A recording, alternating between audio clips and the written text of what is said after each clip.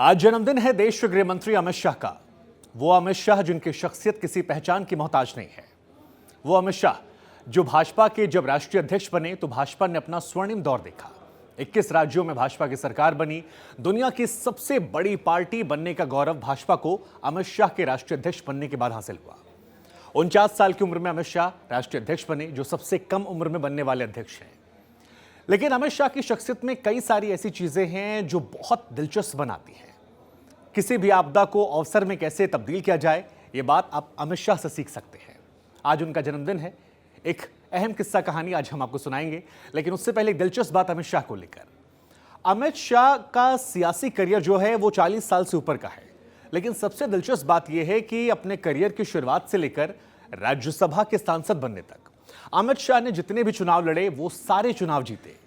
अमित शाह जिन्हें चुनाव लड़ने और चुनाव लड़वाने का मास्टर कहा जाता है।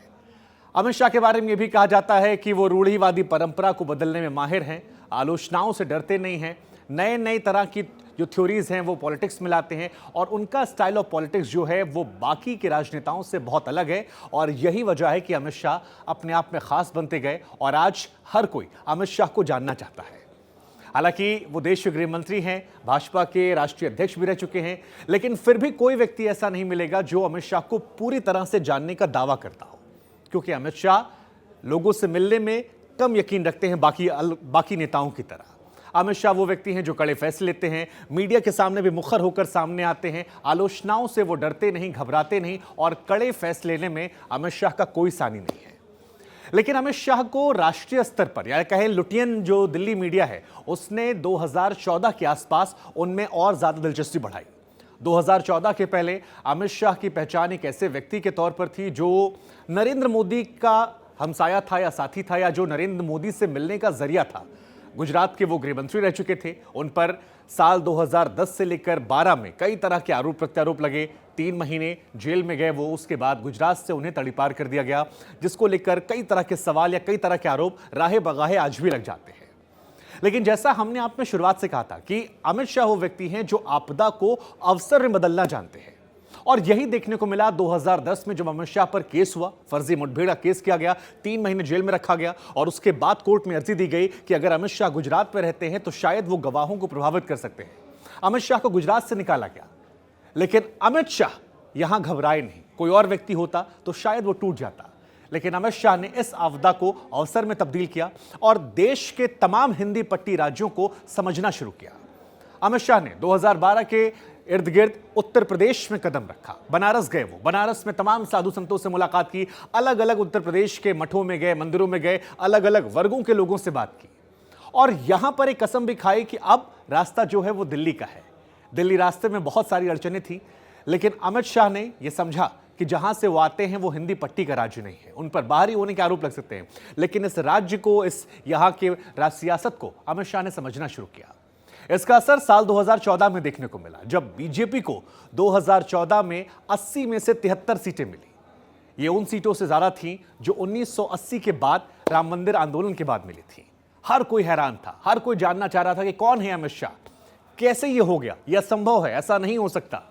लेकिन अमित शाह ने वो करिश्मा करके दिखाया था जिसने प्रधानमंत्री नरेंद्र मोदी को दिल्ली के तख्त पर मजबूती से बैठाया।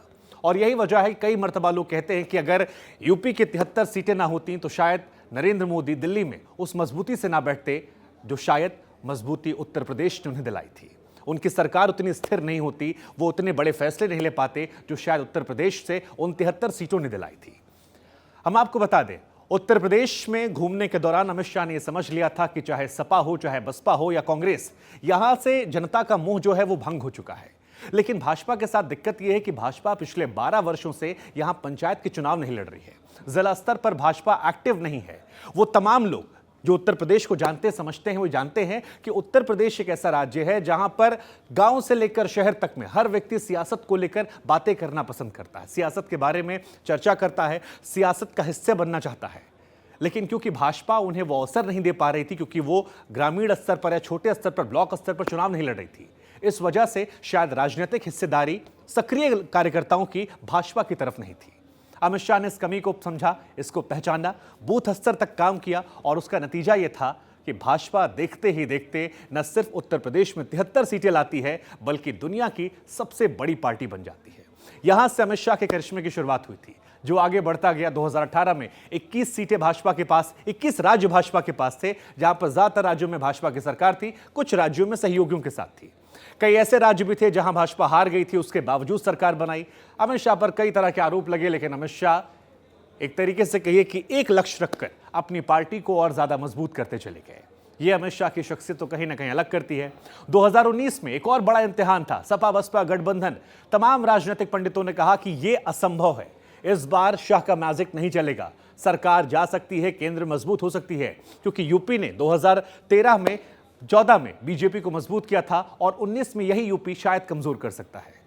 लेकिन 50% का फॉर्मूला अमित शाह ने दिया और उसका असर यह हुआ कि 49% वोट के आसपास भाजपा उत्तर प्रदेश में वोट पाती है, 63 सीटें जीतती है और एक बार फिर नरेंद्र मोदी की अगुवाई में सरकार बनती है। अमित शाह देश के गृह मंत्री बनते हैं। इसके बाद भी तमाम फैसलों की लिस्ट है, चाहे कश्मीर से 370 हटाने की बात हो, एयर इंडिया को बेचने की बात हो, सीए एनआरसी को लेकर उनका फैसला हो, ट्रिपल तलाक हो, या राम मंदिर की बात पूरे देश में किसी का विरोध न देखना हो। अमित शाह वो नेता है जिनको लेकर अब लोगों की राय बदल गई। आज एक बड़ा तबका है जो अमित शाह को बहुत ताकतवर व्यक्ति मानता है। कई लोग ये भी कहते हैं कि कांग्रेस या जो उनके विरोधी थे वो अमित शाह की ताकत को गुजरात में पहुंचान गए थे, उनके अंदर वो तमाम चीजों ने नजर आ रही थी और यही वजह थी कि अमित शाह को वो उलझाए रखना चाहते थे। लेकिन अमित शाह वो व्यक्ति हैं जिन्होंने सियासत के तमाम पुराने फॉर्मूलों को तोड़ा और आज उनका जन्मदिन है। हमें लगा कुछ दिलचस्प बातें आपसे बताई जाए, कुछ आपको किस्से सुनाए जाए जो अमित शाह को लेकर है। हमारी तरफ से अमित शाह को ढेर सारी शुभकामनाएं, बधाई उनके जन्मदिन को लेकर, और उम्मीद है ये कहानी आपको पसंद आई होगी। यूट्यूब पर हमें सब्सक्राइब करिएगा, तमाम जगह पर हमें फॉलो कीजिएगा। कुछ और खबरों के साथ फिर आपसे मुलाकात होगी। नमस्कार।